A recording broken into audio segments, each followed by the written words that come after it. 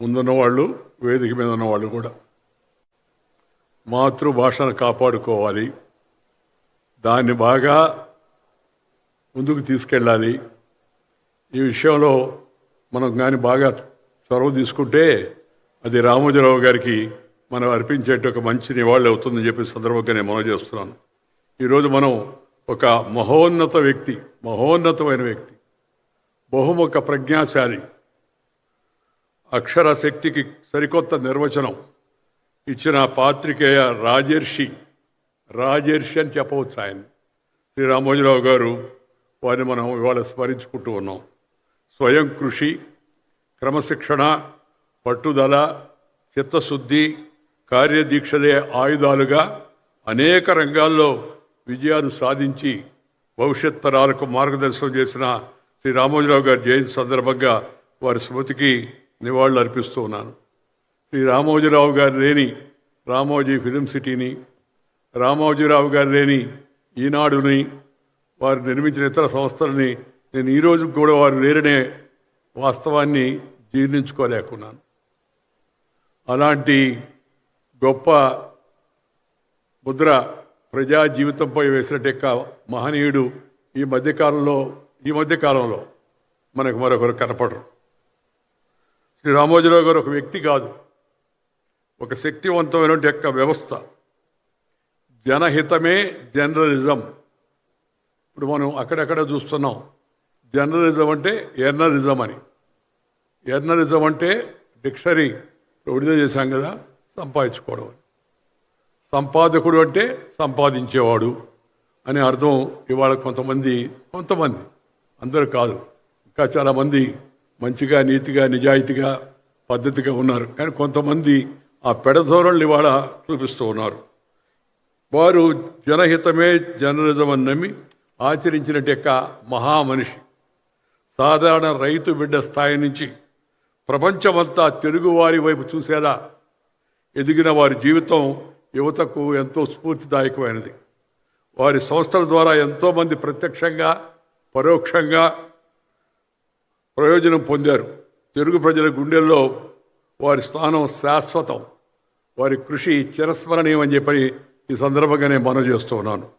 విభిన్న రంగాల్లో విశిష్ట సేవలు అందించిన గొప్ప వ్యక్తులకు శ్రీ రామోజీరావు గారి జన్మదినాన్ని పురస్కరించుకొని రామోజీ ఎక్సలెన్స్ అవార్డ్స్తో సత్కరించడం చాలా సంతోషకరమైన విషయం, అభినందించాల్సిన విషయం. శ్రీ రామోజీరావు గారు కేవలం ఒక వ్యాపారవేత్త మాత్రమే కాదు, తెలుగు జాతి కీర్తిని ప్రపంచ నలుదిశలా వ్యాపింపజేసే క్రాంతదర్శి ఆయన. వారి జీవితం అసాధ్యాలను సుసాధ్యం చేయవచ్చని నిరూపించిన అమరగాథ అది.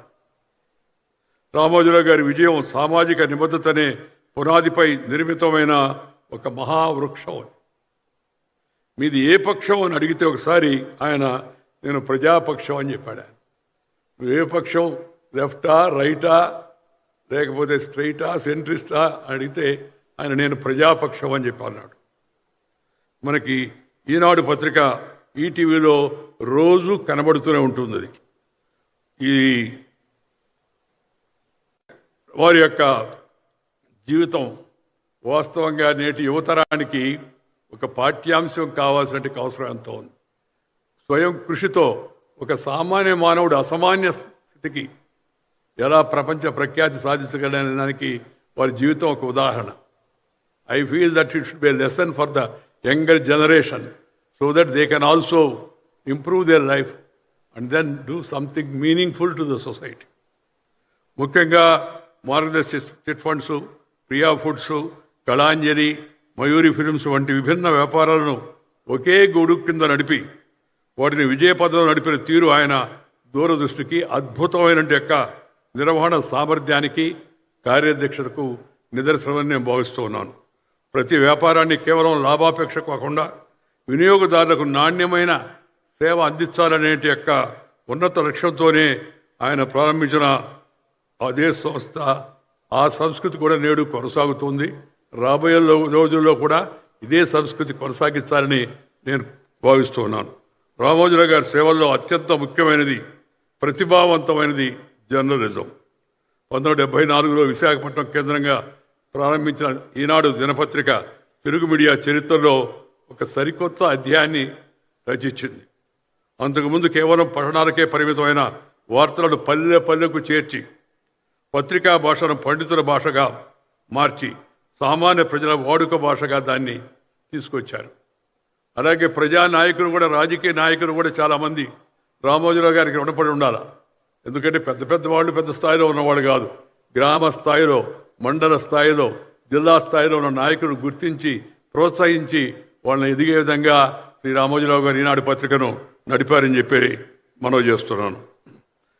నిత్యం ఉషోదయాన సత్యం నినదించుగాక అంటూ తెరతరవారుతుండగానే పత్రిక ఇంటి ముందు ప్రత్యక్షమవడం ఆనాటి తరానికి అది సరికొత్త అనుభవం.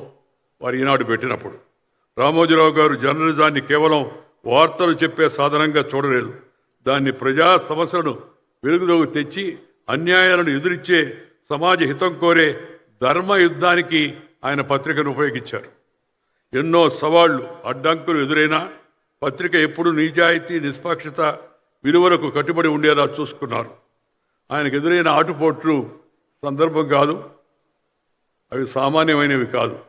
అలాంటి వాటన్నింటినీ ధైర్యంగా ఆయన ధీరోదాత్తంగా ఎదుర్కొని గట్టిగా నిలబడి తను చెప్పదలుచుకున్నానని చెప్తూ ఆ విధంగా పత్రికా రంగంలో మనకి ఆనాడు ఒక డయాన్ ఆఫ్ ఇండియన్ జర్నలిజం అని చెప్పిన పేరుగాంచినట్టు యొక్క శ్రీ రామ్నాథ్ గోయంకా గారు ఒక నాయకుడైతే, అదే స్థాయిలో తెలుగు వారిలో నుంచి ఎదిగి దేశవ్యాప్తంగా గుర్తింపు చెంది ఎడిటర్స్ గిల్డ్ ఆఫ్ ఇండియా చైర్మన్గా ఉంటూ దేశంలో ఉండే పత్రికలకు ఒక మంచి మార్గదర్శనం చేసే మహా వ్యక్తి శ్రీ రామోజీరావు గారిని చెప్పి సందర్భంగా నేను మనవి చేస్తున్నాను. ఈనాడు కేవలం దినపత్రిక కాదు, అది తెలుగు ప్రజల గొంతుగా, వారి నమ్మకానికి చిహ్నంగా నిలిచింది. పత్రిక నిర్వహణలో ఆయన అనుసరించిన నిజాయితీ, నిష్పాక్షికత, నిబద్ధత తెలుగు జర్నలిజానికి ఉన్నత ప్రమాణాలను నెలకొల్పాయి. ఈ కారణంగానే ఆయన పద్మ విభూషణ్ వంటి దేశ అత్యున్నత పురస్కారానికి వారు అర్హులయ్యారు. ఆయన స్థాపించిన ఈటీవీ నెట్వర్క్ సైతం ప్రాంతీయ భాషా ప్రసారాల్లో ఒక విప్లవాన్ని తీసుకొచ్చింది. ఆ తెలుగు వార్తల్లో తెలుగు భాషపై రామోజీరావు గారికి ఉన్న మమకారం అనంతం. అందుకే ఆయన పత్రికా భాషను ప్రజల హృదయాలకు చేరువయ్యేలా సరళతరం చేశారు.